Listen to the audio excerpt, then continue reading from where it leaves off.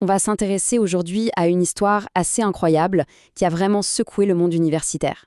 Imaginez, pendant 1 an, des chercheurs ont mené une sorte d'expérience secrète pour, selon eux, exposer de graves problèmes dans certains domaines de la recherche.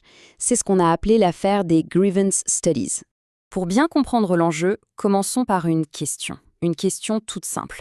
Est-ce qu'un article scientifique entièrement bidon, avec une thèse complètement absurde, peut non seulement être publié, mais en plus recevoir un prix d'excellence d'une revue prestigieuse?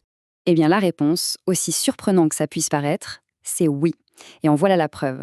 Ce commentaire, il ne vient pas de n'importe qui.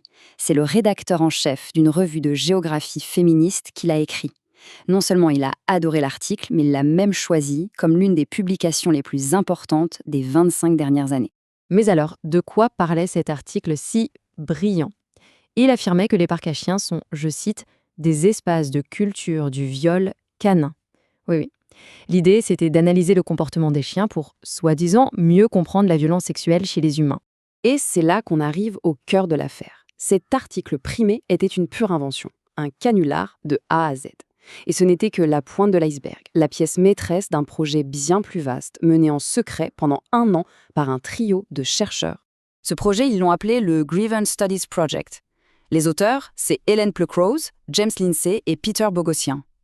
Leur objectif avoué, dénoncer ce qu'ils qualifient de corruption idéologique dans certains domaines des sciences humaines, qu'ils ont surnommés les études du griffe. Leur méthode était d'une simplicité redoutable. Étape 1. On part d'une idée complètement folle ou moralement très discutable. Étape 2. On la justifie en utilisant des citations et des théories bien réelles, piochées dans la littérature académique de ces domaines. Et étape 3. On envoie le tout aux revues les plus respectées du secteur, celles qui ont un comité de lecture. Et alors, quel genre d'idées ont-ils testé?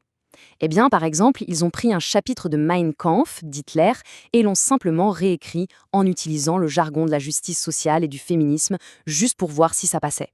Autre exemple, dans le champ des études sur la grossophobie, ils ont rédigé un article qui défendait l'idée que l'obésité est un construit social et proposait même de créer un nouveau sport, le fat bodybuilding, où le but serait d'accumuler de la graisse comme un choix de vie sain et assumé. Ils ont aussi poussé la définition de la violence sexuelle à son paroxysme. Un de leurs articles affirmait qu'un homme qui se masturbe en privé, en pensant à une femme sans sa permission, commet en fait un acte de violence sexuelle contre elle. Et un dernier pour la route. Dans le domaine de l'éducation, ils ont proposé une méthode pédagogique assez radicale.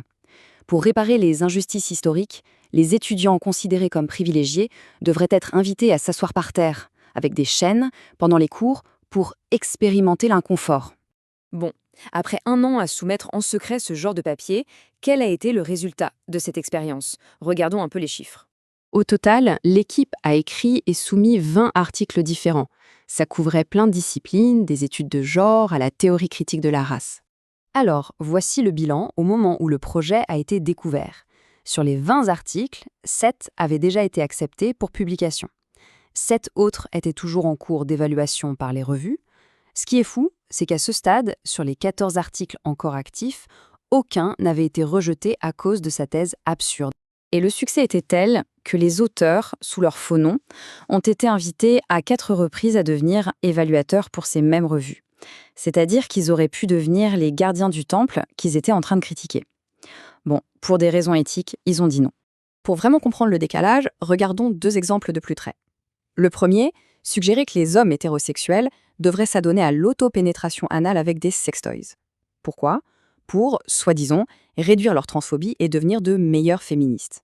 Et la réaction d'un des évaluateurs de la revue? L'article n'a pas juste été jugé publiable, non, il a été qualifié de contribution riche, passionnante et importante. L'évaluateur s'est même dit submergé par sa qualité. C'était selon lui un article merveilleux. Deuxième cas, le fameux article qui adaptait des passages du manifeste d'Hitler. On se souvient, ils ont juste remplacé les cibles originales par des concepts de la justice sociale, pour voir si la structure de la haine, en quelque sorte, serait jugée acceptable. Incroyablement, la réaction a été positive. La rédaction d'une revue féministe a répondu que les évaluateurs soutenaient le travail et qu'ils y voyaient un potentiel à générer un dialogue important.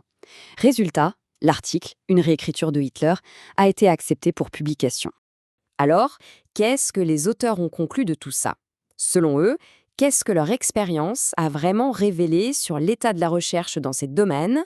Au cœur de leur critique, il y a une vision du monde qu'ils appellent le constructivisme critique.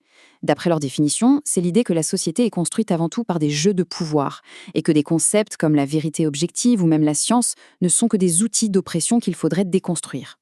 Leur argument se résume en 4 points. D'abord, certains domaines académiques font passer les revendications politiques avant la recherche de la vérité. Deuxièmement, ça conduit à légitimer des recherches biaisées comme si c'était du savoir.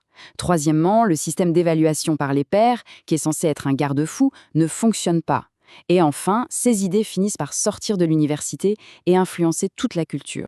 Mais alors pourquoi tout s'est arrêté? Eh bien, l'article sur les parcs à chiens est devenu un peu viral sur les réseaux sociaux. Ça a attiré l'attention de journalistes qui ont commencé à creuser. Et en cherchant qui était cet auteur et son université qui n'existait pas, ils ont découvert le pot aux roses, forçant les 3 chercheurs à tout révéler plus tôt que prévu. Au final, toute cette affaire laisse une question en suspens, une question qui va bien au-delà du monde universitaire. Quand les conclusions sont déjà écrites avant même que la recherche ne commence, quand l'absurdité est applaudie comme une contribution importante, est-ce qu'on produit encore du savoir ou est-ce qu'on assiste à la naissance d'une sorte de sophistique moderne, une imitation de connaissances qui ne servirait qu'à confirmer ce qu'on pense déjà? La question reste ouverte.